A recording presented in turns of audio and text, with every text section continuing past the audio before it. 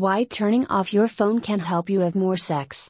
In real life, people in their 20s and 30s are also having sex, just not as much of it as young adults in previous generations had. It's part of a larger trend. American adults in all age groups had sex less frequently in the early 2010s than they did a decade ago, to the tune of 9 fewer times a year. But the decrease is particularly prominent among millennials, or those born in the 1980s and 1990s. When Politico analyzed data from the Annual General Social Survey, GSS, it found that in the early 2000s, 73% of adults between ages 18 and 30 reported having sex at least twice a month. Between 2014 to 2016, that figure sank to 66%. Millennials, especially those born in the 1990s, are a lot more likely to report having no sexual partners at all, according to a recent study in the Archives of Sexual Behaviors, which used GSS data. When Gen Xers born between 1965 and 1969 were young adults, defined as between ages 20 and 24, 6% reported having no sexual partners. For those born between 1990 and 1994, that figure rose to 15%. While these statistics are fairly cut and dry, the reasons behind them are harder to pin down. Name a theory: smartphones, shifting gender norms, young adults living in their parents' basements.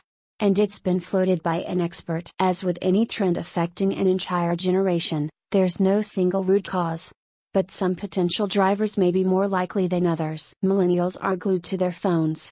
Psychologist Jean Twenge, who led the study, believes that technology has played a significant role. Twenge is an expert in millennial behavior and the author of iGen: Why Today's Superconnected Kids Are Growing Up Less Rebellious, More Tolerant, Less Happy, and Completely Unprepared for Adulthood. It used to be there wasn't a lot to do at home at 10 p.m., she told Health via email. Now there are so many entertainment choices, from streaming video to social media. In general, singles have less sex than those in steady relationships, and millennials are less likely than previous generations to be coupled up. Technology, particularly dating apps, could be a factor here. Brooke E. Wells, an associate professor at Widener University's Center for Human Sexuality Studies and a co-author of the study, tells Health. Searching for romantic partners through a screen may allow for a bit more detachment from the person on the other end, which could decrease the drive to meet a potential romantic partner in person. It may also give people a sense of endless options.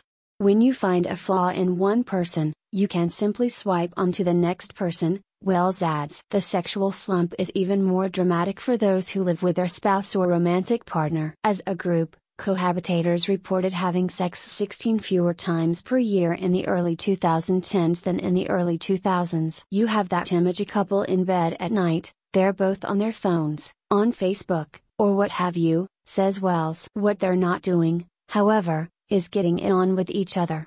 Money and career come into play. But technology is just one explanation. Biological anthropologist Helen Fisher, Ph.D., believes millennials are too ambitious and career-oriented to make sex, much less relationships, a priority. They don't have time. She tells Health.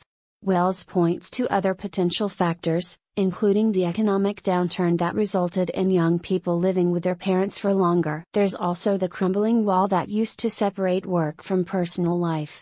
The last item resonates for her on an immediate level. Wells frequently finds herself responding to emails at 11 p.m., a scenario familiar to many millennials actively climbing the career ladder. Once again, screens and smartphones are culprits here.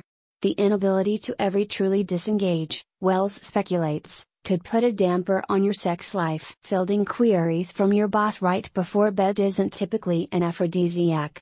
Porn actually dulls your sex drive. As technology's presence and importance in our daily lives has increased, so too has our exposure to graphic depictions of sex, says Satya Doyle Bayak, a Portland, Oregon-based therapist who works exclusively with millennials. It's absolutely everywhere, she says. And thanks to smartphones, it's never been easier to access. Not only are the portrayals ubiquitous, but they tend to cleave to the same narrow tropes: men are domineering, and women are passive objects of desire. Bioc has found that many of her clients experience sex and sexual desire through the lens of porn as well as pop culture. They're so concerned about how they look and how they are performing that they struggle to enjoy it, to trust it. Bioc says sex has become a political minefield. What's more, in a wake of the #MeToo movement, concerns about intentions and misreading signals have come to the forefront. This instinct is good, but it can be distancing.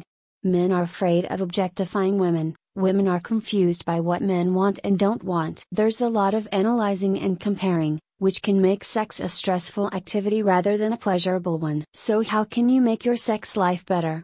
Turning your phone off is a good place to start. Cut back on your social media habit. The medium is a warped lens through which to measure other people's romantic lives. Remember that everyone on social media is putting their best foot forward, and not showing pictures of watching movies on the couch with their cat, Wells says. Plus, the more time you spend looking at a screen, answering texts, responding to your manager at work, or otherwise spending all your time on a device, the less likely you are to meet people, potential partners, in real life. Bioc is more direct, advising that millennials stay off social as much as possible. The data is very clear: social media is bad for one's sense of self, it enhances the experience of comparison, of shoals. She believes scrolling through your feed and feeling bad because you don't think your life measures up isn't exactly going to put you in the mood.